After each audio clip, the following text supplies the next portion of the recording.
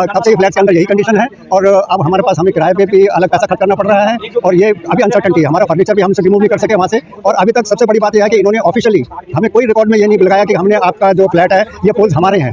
Builder ने 2 लोगों की जान ली और कार्रवाई के नाम पर हो रहा है कि हमको हमारे घर से निकाला जा रहा है और हमें ये नहीं बताया जा रहा हम कहाँ जाएं। तो बेसिकली जैसा होता था ना 1970s 80s में मूवीज़ में हम देखते थे कि बिल्डर के कुछ लोग आते थे गरीबों को निकाल के उनकी ज़मीन हड़प लेते थे। तो यहाँ पर गुड़गांव डीसी और गुड़गांव एडीसी और गुड़गांव टीटीपी वो केवल ज़मीन हड़पने का काम कर रहे हैं। ये तस्वीर जंतर मंतर की है, उन लोगों की तस्वीर है जिनका घर छिन गया है, अपने घर की लड़ाई लड़ रहे हैं। पिछले साल फरवरी के महीने में गुड़गांव के पाराडीसो सोसाइटी कॉम्प्लेक्स में एक टावर में कुछ इमारतें गिर गई और उसके बाद कुछ लोगों की मौत हो गई और उसके बाद वहाँ जो लोग रह रहे थे उन्हें घर खाली करने के लिए कहा गया, लेकिन उन्हें उचित मुआवजा भी नहीं दिया गया और न ही वहाँ की बिल्डर पर कार्रवाई की गई ढंग से। इनका आरोप है कि पुलिस और प्रशासन मिले हुए हैं, हमें घर खाली करने को कहा गया, अब हम किराए पर रहते हैं। मेरा नाम मनोज सिंह है और मैं ये टावर जी में 702 यूनिट में रहता हूँ, चिंटल पैराडीसो सोसाइटी का। मेरा टावर डिक्लेयर हो गया अनफिट और डीसी ने मुझे अभी इनफैक्ट जुलाई में हमें ऑर्डर दिया था कि आप ये जुलाई या जून में टावर वैकेट कर दो। और वैकेट करके कहाँ जाओ? मैंने डीसी से कई बार पूछा है कि भाई वैकेट तो मैं करना चाहता हूँ, मैं 1.5 साल से वैकेट करना चाहता हूँ, लेकिन वैकेट करके कहाँ जाऊँ? क्या मैं रोड पर चला जाऊँ या मैं डीसी के घर चला जाऊँ? मुझे बताया तो जाए कहाँ जाऊँ।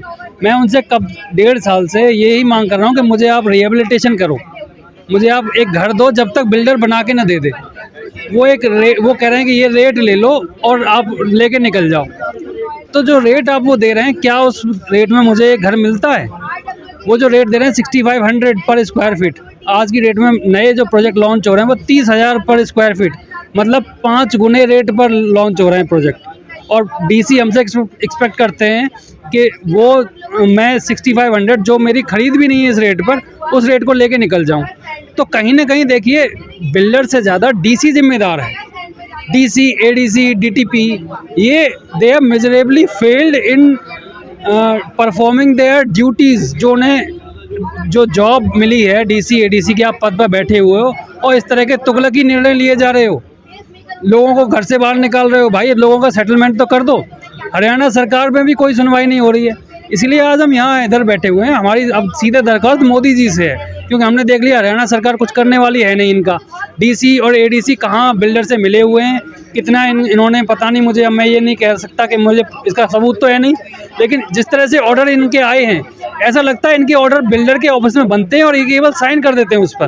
तो इस तरह का दुरुपयोग हो रहा है हमारे प्रशासनिक पदों का गुड़गांव में, और जिसकी वजह से हम यहाँ सफ़र कर रहे हैं। हमारे जैसे कितने लोग हैं, एनबीसीसी वाले कुछ भाई हमारे आए हुए हैं यहाँ पर, सेम केस है उनका, उनको भी यही निकाल दिया गया है। अब एक सिमिलर सोसाइटी थी सिग्नेचर व्यू अपार्टमेंट दिल्ली में। अब आप सोचिए वो सोसाइटी हमारे यहाँ से केवल 40 किलोमीटर दूर है।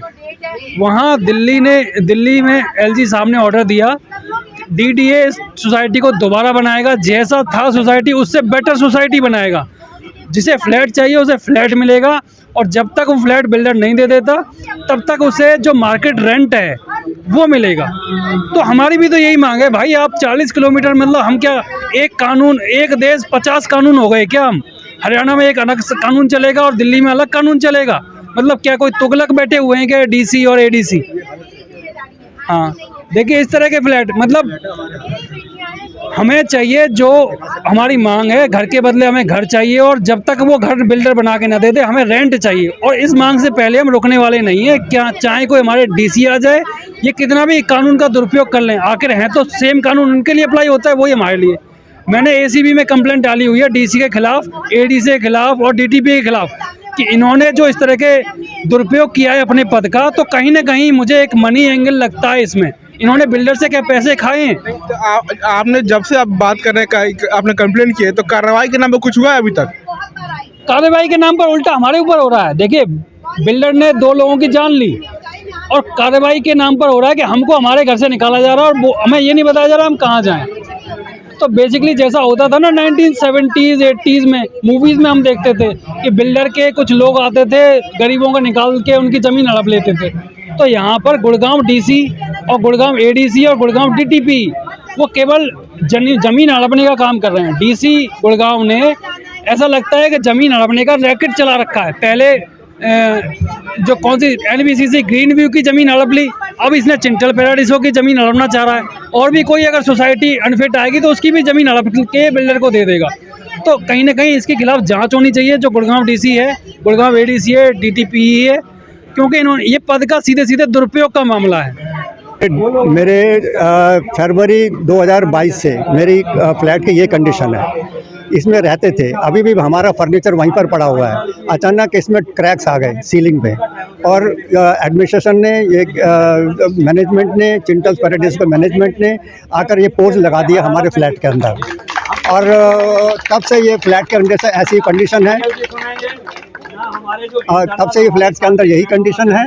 और अब हमारे पास, हमें किराए पे भी अलग पैसा खर्च करना पड़ रहा है, और ये अभी अनसर्टेनिटी है। हमारा फर्नीचर भी हमसे रिमूव नहीं कर सके वहाँ से, और अभी तक सबसे बड़ी बात यह है कि इन्होंने ऑफिशियली हमें कोई रिकॉर्ड में ये नहीं लगाया कि हमने, आपका जो फ्लैट है ये पोल्स हमारे हैं। अब आज के डेट में हम उनसे पूछे कि, या हमसे कोई पूछे कि ये जो पोल्स लगे हैं किसने लगाए हैं, कैसे लगाए हैं, तो हमारे पास कोई ऑफिशियल रिकॉर्ड नहीं है।